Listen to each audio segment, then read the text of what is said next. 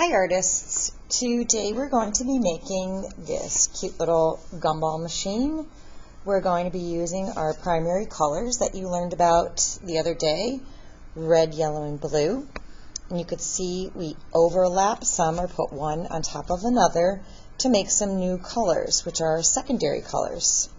So the first thing you want to do is get a square piece of white paper. You're going to make a circle that is as big as that paper. You can go ahead and cut that out. That's going to be for the top of our gumball machine. Now, what I used to add our colors to the gumball machine are these bingo dotters, okay?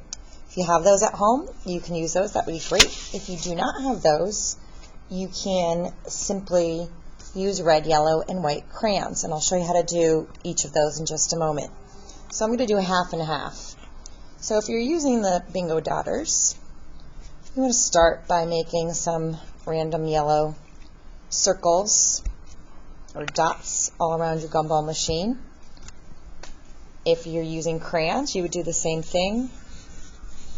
And you would color in some yellow circles. You want to press kind of hard on those so you get a nice bright yellow. Do one more over here. And now we want to add our blue and yellow so that we can get some secondary colors. Now, if we mix blue and yellow together, so I'm going to overlap a blue on a yellow, we get green. Maybe I'll do one here and one here. If you were using crayons, you're going to do the same thing. You're going to overlap, and where it's going over the yellow, you don't want to press too hard with that blue because you want to get a nice green color there, which you can see. It's not perfect green, but it definitely looks green. So now we know that blue and yellow makes green. And then we would have some blue, oh, excuse me, not blue, we already did blue. We can do some red and yellow. We can mix those together. And red and yellow would make orange. So you could see where it overlaps. It would be orange. Same thing with the crayon.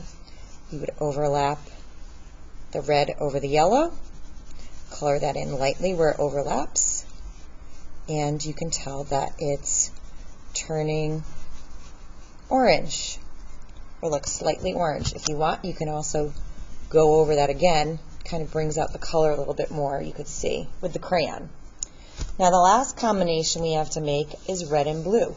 Red and blue makes purple, or another word would be violet. Okay, so I just put a couple of red dots on there. I'm going to overlap some blue dots, and you get your purple. So if I wanted to do it with crayon, I would do the same thing. I would make a red gumball, and then I would overlap it with blue. And you get that violet or purple color. Sometimes, sorry, it focuses in and out because I'm moving my hands around. Okay, so after you have the top of your gumball machine done, you're going to take a rectangle piece of paper. I'm using red, yellow, or blue because we're focusing on primary colors. You're going to draw a line going across your paper that's maybe about 3 or 4 finger spaces from the top. So you're going to draw that line, horizontal line going straight across. You're going to draw a semicircle, and then from that semicircle, you're going to go from the top all the way down to the bottom corner, and you're going to do the same thing on the other side. That's going to be for the base of your gumball machine. So you can cut that out. And then you're going to assemble the whole thing together. So you have the bottom, your middle, obviously wait till it dries if it's wet, and then the top. Now, I didn't mention before, but you could do it with watercolors as well. You could make your gumballs with watercolors if you would like to try that as well. Then you can add some of your details, like the bottom square where the gumballs would come out. You could put 25 cents. You can make another square with the handle, and then that's where you would put your money into. Okay?